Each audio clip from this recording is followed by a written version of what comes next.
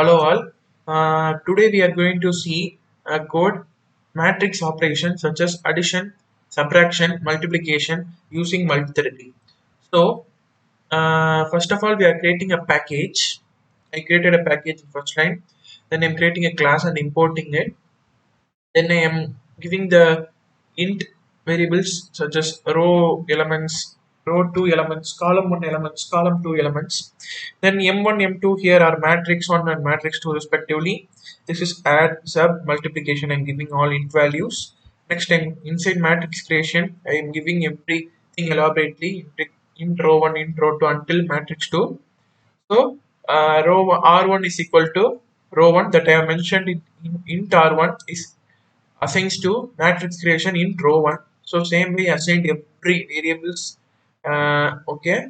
Next I'm creating an addition method.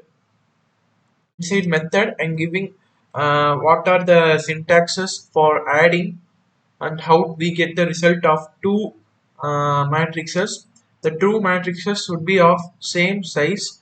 If row is one size and column is another size, it shows that error in addition row size should be equal to column size. So we have to give the same row size as well as same column size.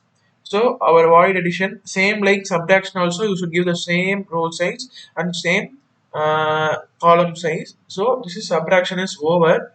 Coming to multiplication, we have to that is R1 R2 R1 C1 R2 C2. Okay, that then now row 2, that is 2 cross 3 for matrix 1, 3 cross 2 for matrix 2.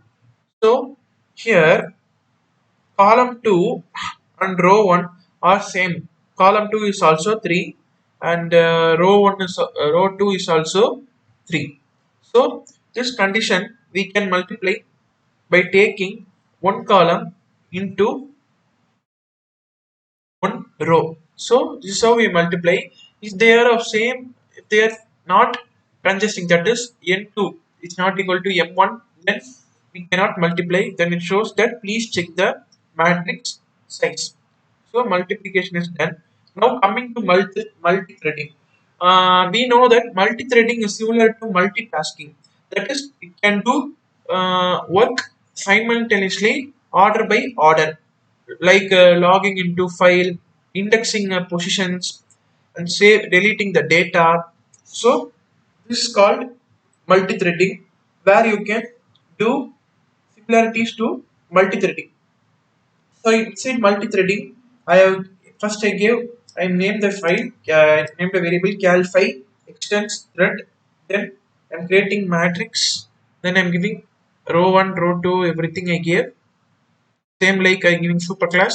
Then I'm giving synchronized public void to run the variables which I have going to run the values which I am going to enter next syntaxes. So I'm giving adding three thread. I'm adding first thread I have added here, second thread and third thread sleep. Fully I added because it's ending the line subtraction for thread and addition thread, and for multiplication interrupted exception, that is we all know that last one we cannot add thread. So our threading is over. Finally, we are creating main class and we are getting the row size, column size, number of elements for matrix 1 and matrix 2 respectively from the user. And final, we are ending this by giving cal5 c1 equal new cal5 calculation, because the calculations are going to carry it in between row 1 and c1, row 2 and c2, matrix 1 and matrix 2. So I given calculation and ending this program join which awaits the thread. Okay, next I'm ending this by catch interrupted exception, and you have to, it's a normal thing. See here, thrown when a thread is waiting, sleeping, or otherwise occupied. Exact meaning of this interrupted exception. Thread is interrupted either before or doing activity. Yeah, the thread is definitely, the thread will be interrupted because to overcome the clash. So this is how matrix multiplication program is being done. Now I will run this program I'm entering the row size. I'm giving 3 and column size of matrix 1 2. Now I'm giving elements. You can give anything 3 6 9 12 15 18. Now I'm giving row size of matrix 2. I'm giving 2 and 3. Now I'm giving 2 4 6 8 10 and 0. See here, error in addition, row size should be equal to column size. Same way, error in subtraction, row size should be equal to column size, because here we give 3 cross 2 and second matrix we gave 2 cross 3. Now coming to multiplication, column size of matrix 1 is equal to row size of matrix 2. They are 2 and 2 respectively. So we can multiply. So the multiplied value is here.